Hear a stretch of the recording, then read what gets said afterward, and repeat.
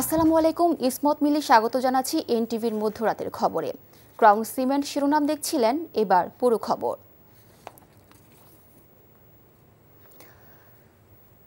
Transshipment সুবিধা প্রত্যাহারের পর বাংলাদেশি রপ্তানি পণ্য বোঝাই 4টি ট্রাক ফেরত পাঠিয়েছে ভারত সরকার। বুধবার থেকে ভুটান, নেপাল ও মিয়ানমারের সঙ্গে বাংলাদেশে দ্রুত ও স্বল্প খরচে বাণিজ্য করার পথ বন্ধ হয়ে যায়। এরই ধারাবাহিকতায় বেনাপোল বন্দর থেকে রপ্তানি পণ্য বোঝাই ট্রাকগুলো ঢাকায় ফেরত আসে। এর আগে মঙ্গলবার ভারতের ভূখণ্ড ব্যবহার করে বাংলাদেশের পণ্য তৃতীয় দেশে যাওয়ার সুবিধা বাতিল করে দেশটি। বেনাপোল স্থলবন্দর কর্তৃপক্ষ জানায়, ট্রান্সশিপমেন্ট সুবিধা বাতিল করায় পেট্রাপোল কাস্টমস তৃতীয় কোনো দেশের পণ্যে কার্পাস ইস্যু করেনি। ফলে রপ্তানির জন্য আনা 4 ট্রাক পণ্য তারা ফেরত পাঠিয়েছে। ভারতের বন্দর ব্যবহার করে তৃতীয় দেশগুলোতে পণ্য পাঠানো বা ট্রান্সশিপমেন্ট সুবিধা বাতিল করায় সরাসরি পণ্য রপ্তানির চেষ্টা করা হবে বলে জানিয়েছেন বাণিজ্য উপদেষ্টা শেখ বশির উদ্দিন। বৃহস্পতিবার সচিবালয়ে সাংবাদিকদের সাথে আলাপকালে এ কথা বলেন তিনি। সদ্য ঘোষিত মার্কিন যুক্তরাষ্ট্রের বাড়তি শুল্ক 3 মাসের জন্য স্থগিত করায় কিছুটা সময় মিলল এবং যুক্তরাষ্ট্রের সাথে আলোচনা করে বাণিজ্য ঘাটতি কাটিয়ে ওঠার চেষ্টা করা হবে বলেও জানান উপদেষ্টা। রিপোর্ট করছেন রুকন উদ্দিন। 2020 সালের 29 জুন বাংলাদেশকে ট্রান্সশিপমেন্ট সুবিধা দেয় ভারত। তারপর থেকে দেশটির দিল্লি, কলকাতা ও বেঙ্গালুরু বিমানবন্দর ব্যবহার করে বাংলাদেশি পণ্য বিশ্বের বিভিন্ন দেশে পাঠানো সম্ভব হতো। ফলে বাংলাদেশি রপ্তানিকারকদের খরচ ও সময় অনেক কমে আসত। পূর্ব ঘোষণা ছাড়াই বুধবার হঠাৎ করেই সেই সুবিধা বাতিল করে দেশটি। বৃহস্পতিবার সচিবালয়ে প্রতিবেশী দেশের এই সিদ্ধান্তের প্রভাব দেশের বাণিজ্যে কতটা পড়বে বাণিজ্য উপদেষ্টার কাছে তা জানতে চান সাংবাদিকরা। 40 থেকে 50 হাজার টন মতো ম্যাটেরিয়াল বাই রোডে এখান থেকে ভারতের বিভিন্ন পোর্ট, বিশেষত দিল্লি, কলকাতা এবং ব্যাঙ্গালোর কিছু এই পোর্টের মাধ্যমে আমাদের রপ্তানি হতো। আমরা আশা করি যে এই ম্যাটেরিয়ালটা আমরা নিজেরাই ক্যারি করার সক্ষমতা বৃদ্ধির মাধ্যমে আমাদের এই সমস্যার অতি দ্রুত সমাধান করব ইনশাআল্লাহ। আবার রপ্তানি পণ্যের অন্যতম প্রধান গন্তব্য যুক্তরাষ্ট্র বাংলাদেশের পণ্যের ওপর নতুন করে 37% শুল্ক আরোপ করা নিয়েও আলোচনা চলছে কয়েকদিন ধরে। তবে 3 মাসের জন্য তা স্থগিত করায় বাংলাদেশ বাড়তি সুবিধা ও আলোচনার সুযোগ পাবে বলে মনে করেন বাণিজ্য উপদেষ্টা। I think this is going to create some kind of certainty, আমাদের বাণিজ্যের মধ্যে কিছু একটা স্থিরতা দেখা দিবে। এটা তো যেহেতু সাময়িক একটা স্থগিতাদেশ এসছে, এটাকে দীর্ঘমেয়াদে আমাদের যে করণীয়গুলো আছে তাদের তো আকাঙ্ক্ষা তো শেষ হয়ে যায়নি। আকাঙ্ক্ষাগুলোকে আমরা আমাদের দ্বিপাক্ষিক বাণিজ্যের উপরে ভিত্তি করে আমরা কতটুকু করতে পারবো সেই সিদ্ধান্তগুলো আমরা বিশ্লেষণ করছি এবং সেই অনুযায়ী আমরা সিদ্ধান্ত নিব। বাণিজ্য ঘাটতি ও শুল্ক সংকটের সমাধান করতে দ্রুতই যুক্তরাষ্ট্রের সাথে আলোচনা করতে বাংলাদেশের প্রতিনিধি দল দেশটি সফর করবে বলেও জানান বাণিজ্য উপদেষ্টা। আমরা সকল ব্যবস্থা নিচ্ছি, আমরা আশা করি ইনশাল্লাহ আমরা এটা উঠতে পারব। রোকন উদ্দিন, এনটিভি নিউজ, ঢাকা। ফিলিস্তিন ইসরায়েলি গণহত্যা বন্ধে আন্তর্জাতিক সম্প্রদায়ের প্রতি আহ্বান জানিয়েছে বিএনপি। মুসলিম বিশ্বের ভূমিকা প্রশ্নবিদ্ধ উল্লেখ করে দলটি বলছে, শুধু প্রতিবাদ নয়, ইসরায়েলি নৃশংসতা বন্ধে কার্যকর পদক্ষেপ নিতে হবে মুসলিম বিশ্বের প্রভাবশালী দেশগুলোকে। ফিলিস্তিন ইসরায়েলি গণহত্যার প্রতিবাদ ও ফিলিস্তিনিদের প্রতি সংহতি জানিয়ে রাজধানীতে আয়োজিত র্যালিতে এসব দাবি তুলে ধরে বিএনপি। ইমরুল আহসানের রিপোর্ট। নির্ধারিত কর্মসূচি ছিল বিকেলে, তবে দুপুর থেকে বিএনপি নেতাকর্মী আর সমর্থকদের স্রোত নয়াপল্টন অভিমুখে। উদ্দেশ্য ইসরায়েলি বর্বরতার প্রতিবাদ জানানো। ইসরায়েল বিরোধী স্লোগানে প্রকম্পিত হয়ে ওঠে নয়াপল্টন ও আশপাশের এলাকা। ঢাকা মহানগরের সব ইউনিটের নেতাকর্মীদের উপস্থিতিতে বিশাল সমাবেশের রূপ নেয় এই র্যালি। নয়াপল্টন থেকে শুরু হয়ে কাকরাইল, শান্তিনগর, মালিবাগ হয়ে র্যালি এগিয়ে যায় কারওয়ান বাজারের দিকে।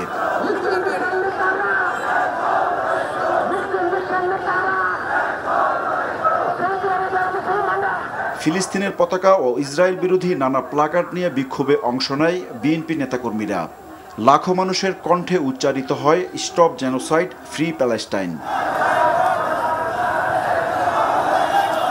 এর আগে নয়াপল্টনে বিএনপির কেন্দ্রীয় কার্যালয়ের সামনে সংক্ষিপ্ত সমাবেশে বক্তব্য রাখেন দলের সিনিয়র নেতারা। ফিলিস্তিনের জনগণের প্রতি সংহতি জানানোর পাশাপাশি ইসরায়েলি বর্বরতা বন্ধে পরাশক্তিদের নীরব ভূমিকার সমালোচনা করেন তারা। একই সাথে মুসলিম বিশ্বের ভূমিকা নিয়ে প্রশ্ন তোলেন তারা। মুসলিম বিশ্ব বিশ্বের যেই সকল মোড়ল দেশ নিজেদের রাজত্ব বাঁচানোর জন্য, নিজেরা বেঁচে থাকার জন্য আজকে নেতৃত্ব দিচ্ছে না, তাদের প্রতি আল্লাহর অভিশাপ নেমে পড়বে।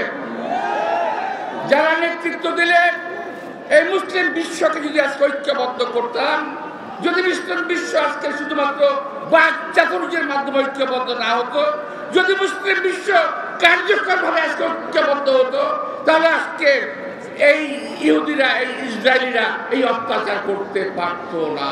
সমস্ত গণতান্ত্রিক বিশ্বে, এমনকি আমেরিকাতেও ফিলিস্তিনের জনগণের পক্ষে ব্যাপকভাবে আন্দোলন হচ্ছে, কিন্তু এই গণহত্যা বন্ধের কোনো আমরা ইশারা ইঙ্গিত দেখছি না।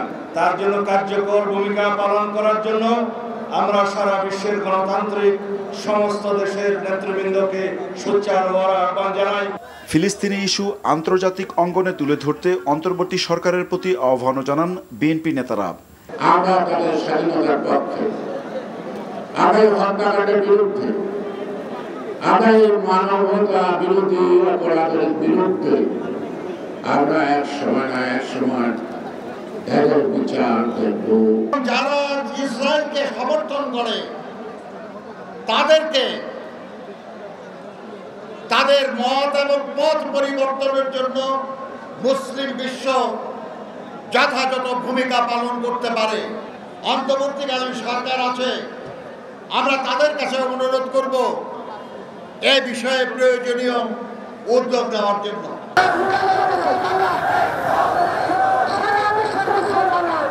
বিএনপির এই প্রতিবাদী র্যালিতে যোগ দেয় নানা শ্রেণীর পেশার মানুষ। বাংলা মোটর হয়ে কারওয়ান বাজারের সার্ক ফোয়ারার সামনে গিয়ে শেষ হয় র্যালিটি। Imrul Ahsan, NTV news, Dhaka. রাজুকের প্লট বরাদ্দে দুর্নীতির অভিযোগে দুদকের করা মামলায় ভারতে পালিয়ে যাওয়া সাবেক প্রধানমন্ত্রী শেখ হাসিনা ও তার মেয়ে সাইমা ওয়াজেদ পুতুল সহ 18 জনের বিরুদ্ধে গ্রেপ্তারি পরোয়ানা জারি করেছেন আদালত। বৃহস্পতিবার ঢাকার মহানগর সিনিয়র স্পেশাল জজ জাকির হোসেন গালিবের আদালত দুদকের দেয়া চার্জশিট আমলে গ্রহণ করে। এরপর পলাতক থাকা শেখ হাসিনা সহ 18 আসামিদের বিরুদ্ধে গ্রেপ্তারি পরোয়ানা জারি করে আদালত। আগামী 4 মে গ্রেপ্তার সংক্রান্ত প্রতিবেদন দাখিলের দিন ধার্য করেছে আদালত। গত 12 জানুয়ারি দুদকের সহকারী পরিচালক আফনান জান্নাত কিয়া বাদী হয়ে এই মামলা করেন। মামলার এজাহারে বলা হয়, পূর্বাঞ্চল নতুন শহর আবাসন প্রকল্পে প্লট বরাদ্দ সংক্রান্ত আইন, বিধি ও নীতিমালা এবং আইনানুগ পদ্ধতি লঙ্ঘন করে মা শেখ হাসিনার ক্ষমতার অপব্যবহার করেছেন সাইমা ওয়াজেদ পুতুল। মামলাটি তদন্ত করে গত 10 মার্চ শেখ হাসিনা ও পুতুল সহ 18 জনের বিরুদ্ধে আদালতে চার্জশিট দাখিল করে দুদক। সাবেক প্রধানমন্ত্রী শেখ হাসিনা এবং তার কন্যা সাইমা ওয়াজেদ সহ আরও মোট 16 জন, অর্থাৎ মোট 18 জনের বিরুদ্ধে পূর্বাঞ্চলে যে ডিপ্লোম্যাটিক জোনে যে তারা যে জায়গা প্লট বরাদ্দ নিয়েছিলেন রাজুকের বিধি বহির্ভূতভাবে, সেই মামলার চার্জশিট আজকে গ্রহণ করা হয়েছে বিজ্ঞ সিনিয়র স্পেশাল জজ আদালত কর্তৃক। এবং তিনি যেহেতু কোনো আসামি এখানে আজকে সারেন্ডার করেননি, প্রত্যেকের বিরুদ্ধে ওয়ারেন্ট জারি করা হয়েছে। জুলাই আগস্ট গণহত্যা মামলার সাবেক স্বরাষ্ট্রমন্ত্রী আসাদুজ্জামান খান কামাল ও আওয়ামী লীগ সাধারণ সম্পাদক ওবায়দুল কাদের সহ 10 জনের বিরুদ্ধে ইন্টারপোলের মাধ্যমে রেড নোটিশ জারির জন্য আইজিপির কাছে চিঠি পাঠিয়েছে প্রসিকিউশন। বৃহস্পতিবার সাংবাদিকদের এসব তথ্য জানান আন্তর্জাতিক অপরাধ ট্রাইব্যুনালের chief prosecutor advocate Tajul Islam. জানান, জুলাই আগস্ট গণহত্যায় যারা মাস্টার মাইন্ড এবং হত্যাকাণ্ডে সরাসরি সম্পৃক্ত ছিল তাদেরই বিচার হবে। রিপোর্ট আরও জানাচ্ছেন হাসান জাবেদ। জুলাই আগস্ট ছাত্র জনতার গণ অভ্যুত্থানের পর আন্তর্জাতিক অপরাধ ট্রাইব্যুনাল পুনর্গঠন করা হয়। এরই মধ্যে প্রসিকিউশনের কাছে 339টি অভিযোগ জমা পড়েছে। মামলা হয়েছে 22টি আর অভিযোগের তদন্ত চলছে 39টির। আর এসব মামলায় গ্রেফতার করা হয়েছে 54 জনকে, যাদেরকে বিভিন্ন সময় ট্রাইব্যুনালে হাজির করা হয়। এছাড়া 4টি মামলার তদন্ত শেষ পর্যায়ে আছে, দ্রুত ট্রাইব্যুনালে দাখিল করা হবে। মামলার কার্যক্রমের এসব অগ্রগতি এবং সংশোধিত ট্রাইব্যুনাল আইনের নানা দিক নিয়ে সাংবাদিকদের সাথে মতবিনিময় সভার আয়োজন করে চিফ প্রসিকিউটরের কার্যালয়। এ সময় চিফ প্রসিকিউটর জানান, পতিত সরকারের সাবেক 8 জন মন্ত্রী সহ 10 আসামিকে গ্রেফতারে রেড নোটিশ জারির জন্য চিঠি দেওয়া হয়েছে।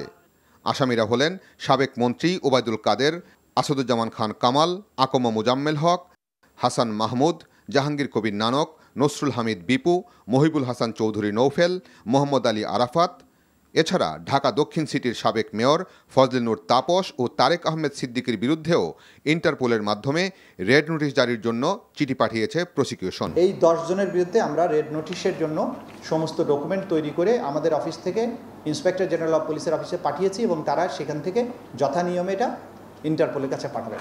পৃথিবীর অন্যান্য আন্তর্জাতিক আদালতে বিচার কত দীর্ঘ সময় হয়েছে তা তুলে ধরেন প্রসিকিউশন টিম।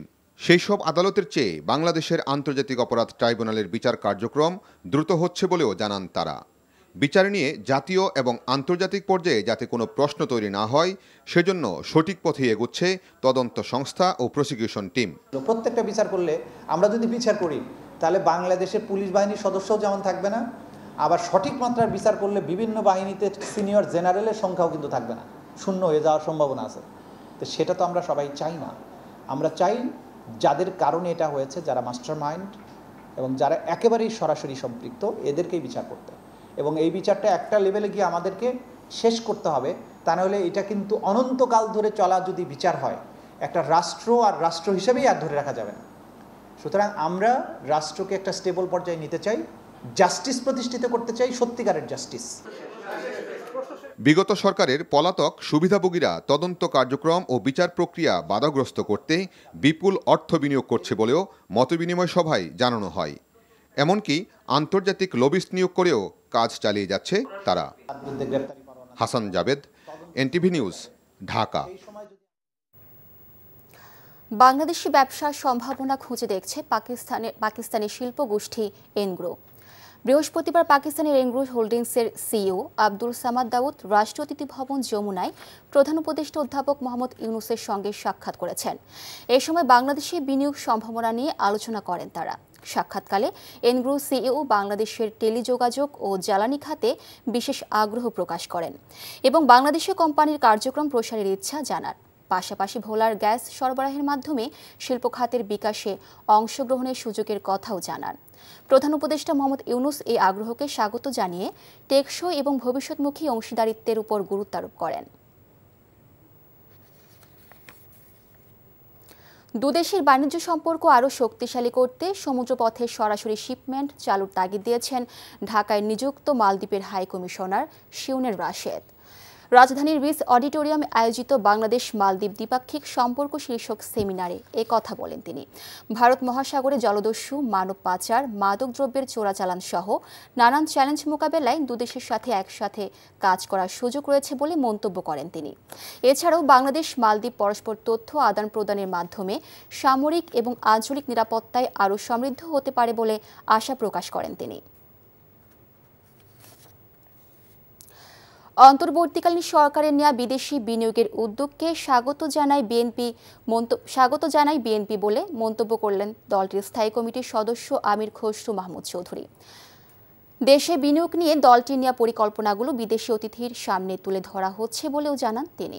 আগামীতে আরও বিনিয়োগ বাড়ার আশা ব্যক্ত করে জামায়াতে ইসলামী ব্যবসা বান্ধব পরিবেশ বজায় রাখার বিষয়ে বদ্ধপরিকর বলে জানায় জাতীয় নাগরিক পার্টি।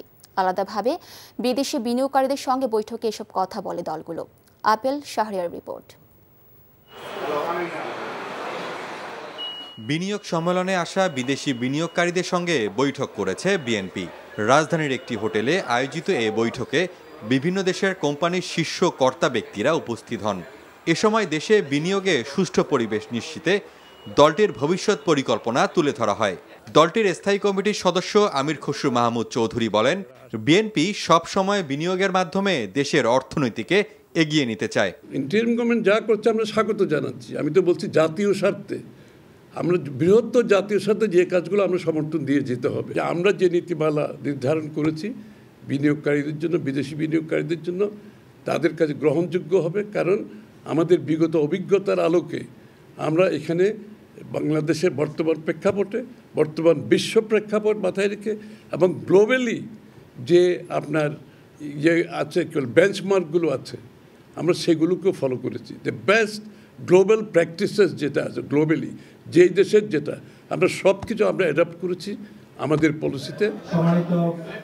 এর আগে বিনিয়োগকারীদের সঙ্গে জামায়াতে ইসলামী ও জাতীয় নাগরিক পার্টির বৈঠক হয়।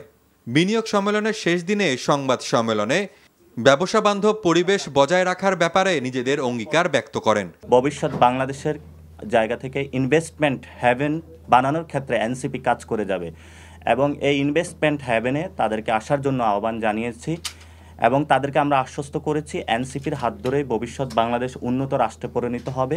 ইনভেস্টরকে তারা আকৃষ্ট করতে সক্ষম হয়েছে এবং তারা বলেছে যে আমরা বিশ্বাস রাখতে চাই যে ভিশন 20 আমরা বাংলাদেশের টপ 20 কান্ট্রিতে আমরা পরিণত করতে সক্ষম হব ইনশাআল্লাহ।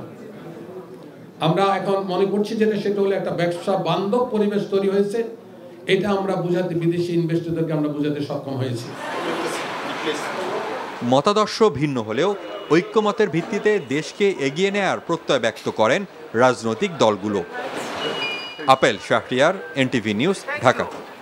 দেশে আবার স্বর্ণের দাম বেড়েছে, তাতে রেকর্ড দামে পৌঁছেছে মূল্যবান এ ধাতু।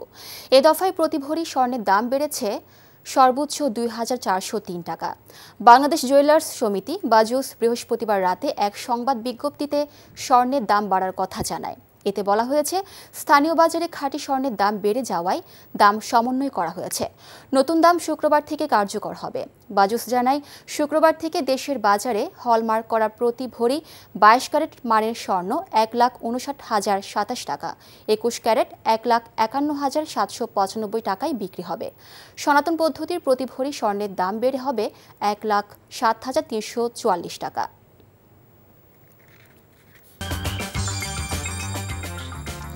এই ছিল মধ্যরাতের খবরে। এই খবরের ভিডিও সহ আপডেট জানতে ভিজিট করুন এনটিভি অনলাইন www.ntvbt.com। এছাড়া এনটিভির জনপ্রিয় সব অনুষ্ঠান ও খবরের আপডেট জানতে ভিজিট করুন আমাদের ইউটিউব ও ভেরিফাইড ফেসবুক পেজে। সকাল 7:30টায় সকালের খবর দেখার আমন্ত্রণ রইল। ধন্যবাদ সবাইকে।